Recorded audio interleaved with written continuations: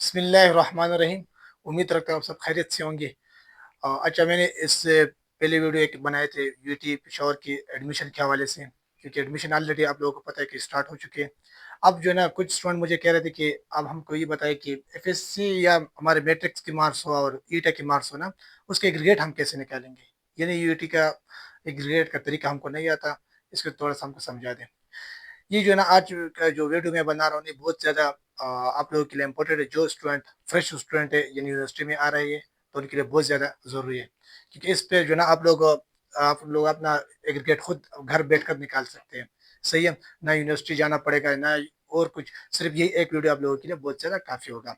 अब हम जाते हैं ना, फर्स्ट मैं आप लोगों को एक तरीका बताता हूँ कि आप लोग ऐसे काम करें ना कि यूटी पिशोर एग्रीगेट ये सिर्फ यूटी पिशोर के लिए, ठीक है। और बाकी जितनी यूनिवर्सिटी ना, अगर आप और यूनिवर्सिटी में एडमिशन आप लोगों ने किया हो ना, तो आप मुझे कमेंट सेक्शन में बता दें, ताकि आप लोगों को मैं उस यूनिवर्सिटी के एग्रीगेट का तरीके भी बता दूं। सही है। अब जो है ना, फिलहाल मैं ऐसे काम करूंगा, यूटी पिशोर के लिए मैं आप लोगों को एक सिंपल मेथड बताऊंगा, ताकि आप लोगों को कोई मसला ना हो। अब जो है ना, फर्स्ट मेरे पास देखो, ये फार्मूले जो मैंने देखे, ये 3 फार्मूले, इसके बेस पे आप एग्रीगेट फाइंड आउट कर सकते हैं। सही है। देखो फर्स्ट, हम इधर इससे पहले इस चीज को जानेंगे। देखो मेरे पास मैट्रिक्स जो है ना 10% होता है। अगर आप लोग यूटी पिशावर में एडमिशन करना चाहते हैं ना, तो उसकी जो मैट्रिक्स की मार्क्स है ना, 10% काउंट होते हैं। सही है। और इसी तरह जो एफ है ना, वो 40% होते हैं। और ईटा मार्क्स जो है ना 50% होते हैं। सही है। ये सारे इसकी बेस पे होते हैं, यानी 10% हम एफ के उठाएंगे, और एफ 10% हम मैट्रिक्स के उठाएंगे। एफ की 40% हो गया। इसी तरह ईट अप जो है ना हमारे पास, इसकी 50% मार्क्स हम उठाएंगे।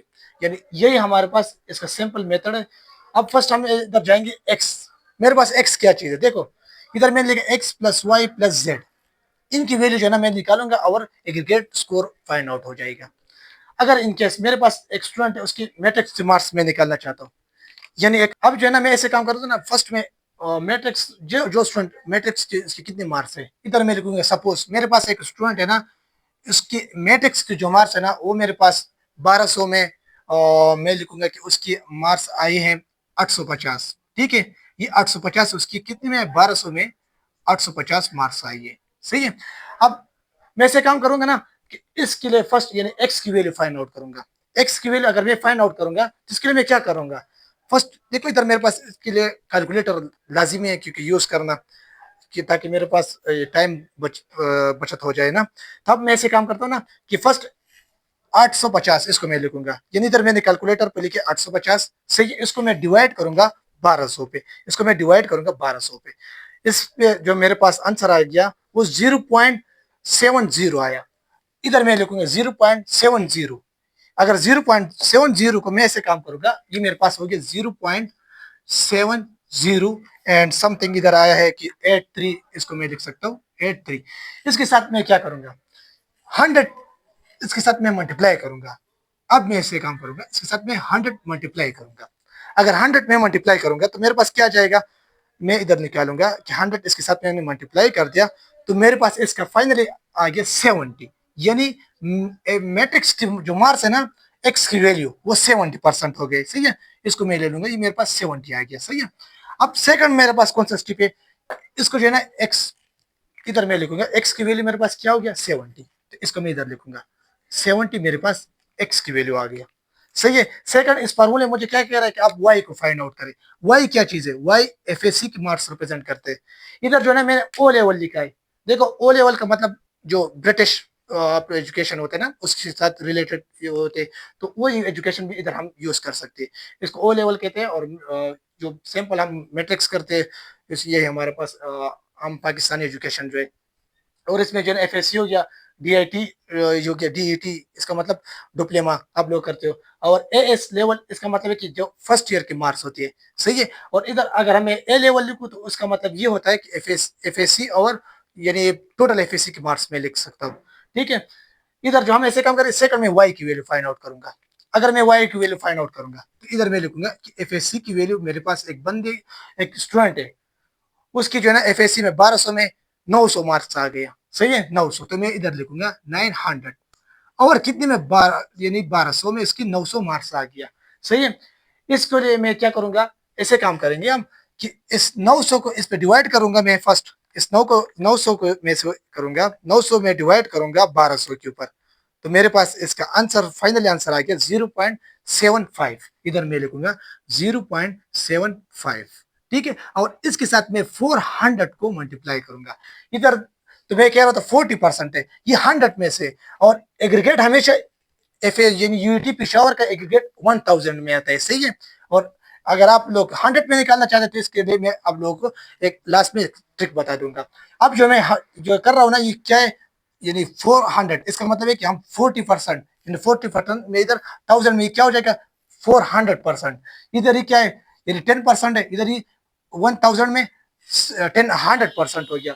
और इधर मैं ऐसे काम करूंगा, ये हमारे पास क्या 500% है, इधर यानी ईटा, यानी अगर 100 में से 50% हो गया तो 1000 में ये हो गया 500%, ठीक है। अब हम ऐसे काम करते हैं, इन दोनों का आपस में मल्टीप्लाई करेंगे, यानी इस अगर मैं इसको मल्टीप्लाई कर दूं 400 के साथ, इसको मैं 400 के साथ मल्टीप्लाई कर तो मेरे पास 300 आ जाएगा। तो इसको मैं इधर लिखूंगा, इसका आंसर मेरे पास 300 हो गया। ये किसका आ गया, ये मेरे पास y की वैल्यू आ गई। y की वैल्यू क्या हो गया 300, तो इसको मैं इधर लिखूंगा 300। ये हमने इधर लिख लिया 300, इसको मैं इधर 300 लिखूंगा, इस y के नीचे इसकी वैल्यू मैंने इधर लिख लिया 300 हो गया। नेक्स्ट मेरे पास कौन सा स्टेप है, मैं ऐसे काम करूंगा, ईटा मार्क्स काउंट करूंगा। ईटा मार्क्स मेरे पास कितने हो गए, यानी अगर एक स्टूडेंट है उसने ईटा में अप्लाई किया, उसकी ईटा के ना वो 100 में से मार्क्स, टोटल 100 मार्क्स होते हैं, उसमें एक स्टूडेंट है उसके मार्क्स आ गए 60, सही है। मैं इधर लिखूंगा 60, स्टूडेंट की 60 मार्क्स हो गए, सही है। अगर 60 मार्क्स इसकी ईटा में आ गया तो इसको मैं ऐसे काम करूंगा 100 पे डिवाइड करूंगा, क्योंकि आजकल जो ईटा मार्क्स है ना वो 100, टोटल 100 मार्क्स है, सही है। और नेगेटिव मार्क्स सब कुछ खत्म हो गया, डायरेक्टली आपको 100 मार्क्स होगी, और 100 में से आप जितनी मार्क्स देंगे उस पर डिवाइड करें, ये हमारे पास इसका यानी एग्रीगेट आ जाएगा, परसेंटेज आ जाएगा। तो इधर मैं ऐसे काम करूंगा ना, अगर मैं 100 को जो 60 को 100 पे डिवाइड कर तो मेरे पास क्या आ जाएगा, तो मैं इधर लिखूंगा 60 डिवाइड बाई 100, तो इसका आंसर मेरे पास आ गया 0.6 हो गया। तो इधर मैं लिखूंगा 0.6, और इसको मैं मल्टीप्लाई करूंगा किसके साथ, यानी 500 के साथ। इधर 50% है 100 में से, तो 1000 में क्या हो जाएगा, ये 500 हो जाएगा, तो मैं इधर 500 लिखूंगा। इधर मैंने 500 लिख लिया।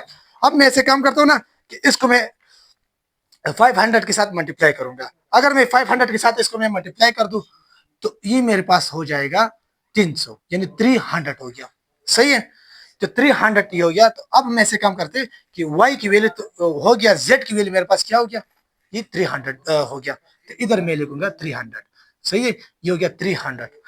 अब हम ऐसे काम करते हैं ना, इन सारों को मैं काउंट करूंगा। अगर इन सारों को मैं काउंट कर दूं तो मेरे पास फाइनली आंसर क्या आ जाएगा, अगर इन सारों को मैं काउंट करूंगा तो मेरे पास फाइनली आंसर आ जाएगा, ये हो गया 600, सही है। और 600 प्लस 70, तो 670, 670 में लिखूंगा। देखो अगर मैं 1000 में इसको निकालना चाहता हूँ तो 670 एग्रीगेट हो गया, एक बंदा है उसकी 1000 में से, यानी 1000 में उसकी 670 एग्रीगेट इसका हो जाएगा। अब इसको मैं ऐसे काम करूंगा, अगर कोई स्टूडेंट कह रहा है कि आप इसको इस बेस पे निकाले, यानी टोटल 100 में परसेंटेज मुझे निकाल देना, अगर इसका एग्रीगेट में परसेंटेज में कन्वर्ट करना चाहता हूँ तो मैं ऐसे काम करूंगा कि इस 670 को मैं डिवाइड करूंगा किस पे, 1000 पे। मैं इधर लिखूंगा, देखो ये जो है ना, ये जस्ट मैंने आप लोगों को बता दिया। देखो आप लोग एग्रीगेट स्कोर आपका कितना हो गया, आपका ईटा जो यूटी पिशोर वाले होते हैं ना, वो आप लोगों के लिए जय एग्रीगेट निकालेंगे, और आप इस बेस पे आप लोगों को एडमिशन मिलता है आप लोगों को, सही है। 670 एक स्टूडेंट इसका मार्क्स, यानी जिसकी मैट्रिक्स में कितनी है 850 है, एफएससी में इसकी 900 है, और इसी तरह उसकी ईटा में जो ना 60 मार्क्स है, तो इसका एग्रीगेट क्या हो जाएगा 670, सही है, यही इसका एग्रीगेट स्कोर हो जाएगा। अगर इसका मैं परसेंटेज निकालना चाहता हूँ तो इधर मैं लिखूंगा, देखो इसका परसेंटेज कैसे हम निकालेंगे, यानी 100 में निकालेंगे। तो इस 670 को मैं डिवाइड करूंगा 1000 के ऊपर, तो 1000 के ऊपर अगर इसको मैं डिवाइड कर दूं तो मेरे पास इसका आंसर आ जाएगा, यानी इसको 100 पे डिवाइड करना तो इसका मेरे पास परसेंटेज हो जाएगा 65%, 67%। अगर इस 670 को देखो, इसको मैं डिवाइड कर दूं 1000 के ऊपर, तो ये मेरे पास इसका 67%, 100 में से 67% इसका परसेंटेज बन गया, ठीक है। ये इसका परसेंटेज बनता है 100 में से। और 1000 में इसके एग्रीगेट क्या बनना है 770।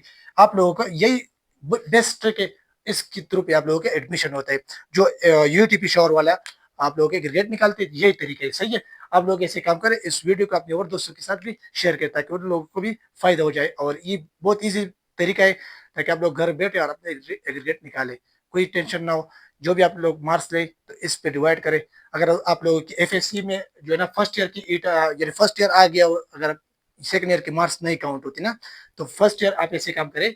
इधर मैंने लिखा फर्स्ट ईयर, ये तो सेकंड ईयर के लिए मैंने डायरेक्ट लिखे, तो आप ऐसे काम करें कि इधर मैंने 900 लिखा है ना, इसकी जगह आप ऐसे काम कर सकते हैं। अगर एक स्टूडेंट है उसकी एफएससी पार्ट वन में उसकी 600 में से उसके मार्क्स आ गया, मैं कहूंगा कि उसकी 450 मार्क्स आ गया। कितने में 600 में, क्योंकि टोटल मार्क्स 1200 है ना, और फर्स्ट ईयर के कितने मार्क्स हो गए 600 मार्क्स हो गए। तो इस 600 में इसको डिवाइड करें, जिस पे अगर हम डिवाइड कर दे तो उसका जो आंसर आ जाए ना उसको यानी किसके साथ मल्टीप्लाई करना है 400 के साथ मल्टीप्लाई करना है, और उसका जो आंसर आ जाए ना इसी फार्मूले में पुट करना। ये फार्मूला है, बहुत ईजी है। इस फार्मूले को आप लोग सीखे और आप लोगों के सारे एग्रीगेट आप इजीली निकाल सकते हैं। और उसके बाद ईटा मार्क्स है तो इधर जेड की जगह ईटा मार्क्स पुट कर सकते हैं। आप लोगों का यही तरीका है, ताकि आप लोगों को और कोई यूनिवर्सिटी आप लोगों ने अप्लाई किया तो आप मुझे कमेंट सेक्शन में बता सकते हैं, तो ताकि मैं आप लोगों के लिए उस यूनिवर्सिटी का भी एग्रीगेट निकालने का तरीका आप लोगों को बता दूं। तो मिलते हैं नेक्स्ट वीडियो में, अभी तक के लिए काफी है, थैंक यू।